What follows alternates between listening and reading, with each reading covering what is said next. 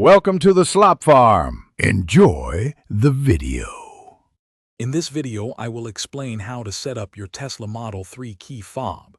It's a straightforward process that will give you convenient access to your vehicle. First, make sure your key fob has a fresh battery installed. Then, grab your smartphone and open the Tesla app. We'll navigate through the app's controls to get started with the pairing process in just a few simple steps. Now, with the Tesla app open, you will place your new key fob directly onto the center console. Specifically, position it behind the cup holders.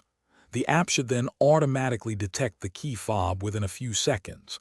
Once detected, simply follow the on-screen prompts in the app to confirm and complete the pairing process. It's quite intuitive.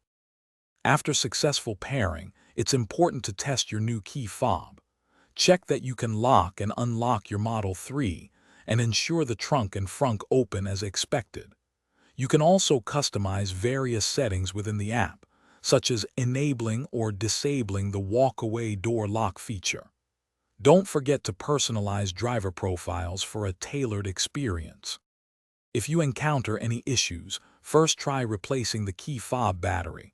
A low battery is a common culprit.